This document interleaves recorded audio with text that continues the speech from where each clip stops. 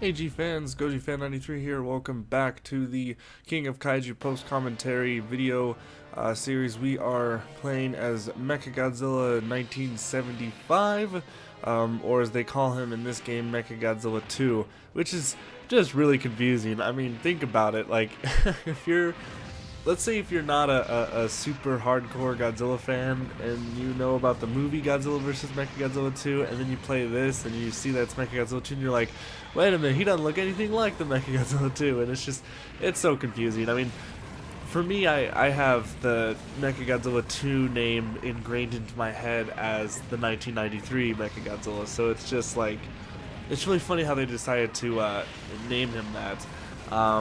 Although they probably did that because of the inclusion of Mechagodzilla 74, so they had to differentiate, you know, which Mechagodzilla that is. But, you know, then they call the 93 Mechagodzilla, they call him Super Mechagodzilla, so it's, you know, it kind of works out. But so yeah, this is it's the same character, pretty much. You know, there's not a lot to talk about with him. He is pretty much the same character, no difference. Same moveset, same everything. Like I said in the last episode, I don't know why they decided to go with having 74 in it when they already had 75. It just really doesn't make a lot of sense to me. I wish that they would have just had him, and then they could have had another spot for, you know, another monster like Titanosaurus or King Caesar, something like that. But you know, it is what it is, and, you know, I played as both characters, but honestly, they seriously play the exact same. There was barely any difference that I could tell with this character, so, yep, but just killed off Fedora, so there's that. This is a hard one because there's just not a lot to talk about, because I already really I talked about him in the last one. You know, I really said my stuff, and there really isn't a lot more to. I mean, the design's different, obviously. You know, there's small changes to Mechagodzilla 75's design. I feel he's a bit more meaner looking, if that makes sense. He just looks, I don't know, I just like the way he looks in this one. He just looks a lot more for like menacing, I guess is the term I would use for it. Other than that, he's the same sound effects, same everything. I know what's different. The one thing that's different about this guy is, and I actually, through all the time I've played this game, I've never encountered it, and I really don't know why, and I really wish it would happen. But I guess when Mechagodzilla gets damaged enough, his head actually explodes, and it's that little dome-looking thing that's left over from the actual movie, and like that thing, like so you still fight Mechagodzilla even though that thing is right there. It's pretty cool. I saw a video of it, and I thought that was pretty awesome. So, and like I said, it's like, you know, they have some of these finishers for some of the characters, but they don't have it for every character. I wish like every character had like a battle damaged look or whatever, but yeah, so that he has that at least. That's like, I guess I would say the only difference with Mechagodzilla 75 is he has that secondary head, or that little dome thing that shoots the laser or whatever. So you look at this, we're fighting Batra, even though it's the adult Batra, but we're fighting Batra again. You know, it's kind of like, oh man, I kind of wish, you know, if I had a different monster, you know, rather than the same character, even though it's a different form. But which always was a little bit confusing to me as well. It's like, you know, it's cool having the larva form and the adult form of Mothra and Batra, but like, why are they separate character slots? You know, like, wouldn't it make more sense that you could start, like, well, okay, once again, I'm gonna make a comparison to like Save the Earth.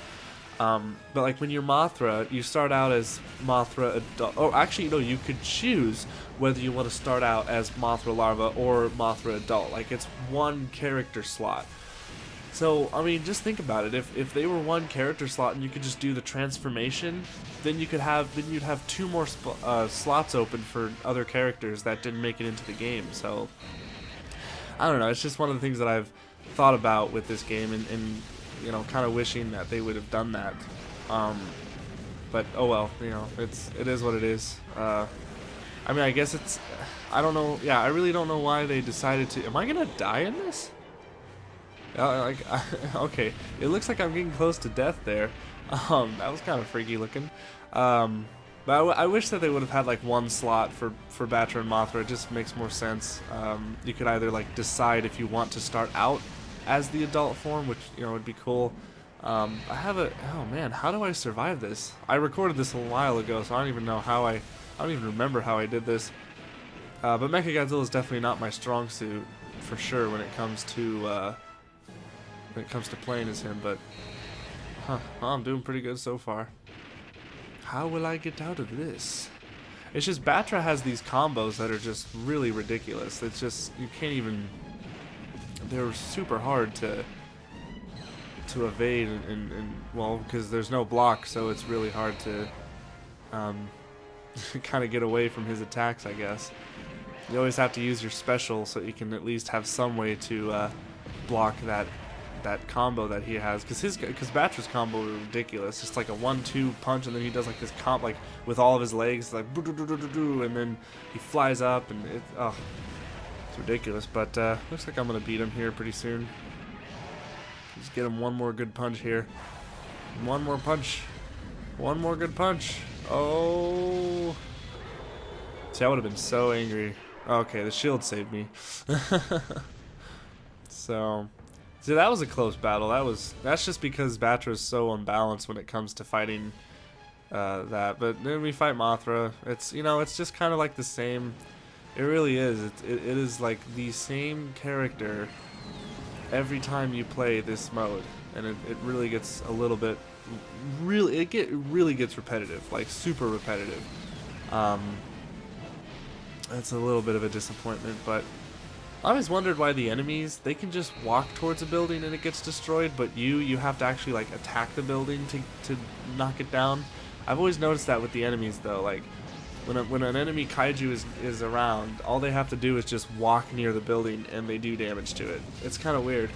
I kind of wish they would do that well, I guess if your character did that, there wouldn't really be a point for a like move set or whatever, but I don't know. I mean, there are some buildings you can just walk over, like really small ones that you can just step on and then they explode, which I love doing that. I love the feeling of just being able to walk through a bunch of buildings and they just explode around me and I don't even have to do anything. I love that. I love the feeling of that. But there goes Mothra doing her special move there. I call them specials. I don't know if that's really what they're called, but to me that's what it is. Well, Mothra's not as tough though as Batra for sure, although she definitely has some annoying moves with her. Looks like we destroyed the generator. I wonder if you get any extra points for destroying the generator. I actually never really saw that. It actually has the time of that I'm actually recording this commentary. It's July 28th. And I've pretty much gotten almost all the characters done with their campaigns, with their long plays. I have like 3 more characters. I have Giga, Godzilla 2014, and what is it? Godzilla 1964 left to do. So, and then my review of the game. Obviously, you guys would have probably already seen it. You guys have probably already seen that review. But as I'm recording this, I haven't done it yet. So, hopefully that'll be out when I get that done. So, I'm kind of anxious to do the review, even though you guys already saw it. Or hopefully by now you've already seen it. Hopefully by the time this video comes out, hopefully that review will be out. So, yep. I kind of wish there were more skins. I feel like with the clone characters, it should have been skins. Like with Godzilla, he should have had you know, a skin of 1964 and Burning Godzilla. Godzilla 2014 is fine to have as his own character because it's a different kind of Godzilla. It's not, you know, the Japanese Godzilla, so that's all right to have him as a different like style. But when it comes to Japanese Godzilla, they definitely could have just had the same like character skins. Actually, kind of like if you play, you know, if you guys played Super Smash Bros. Every time you pick a character, you can like select different color schemes and whatever on them. You know, it's like that would have been. That's what they should have done here. They should have had like skins where once you pick the character you want to play as, then it has another drop-down menu where you can play as like, oh, you want to play as the 64 suit or the 71 suit or whatever.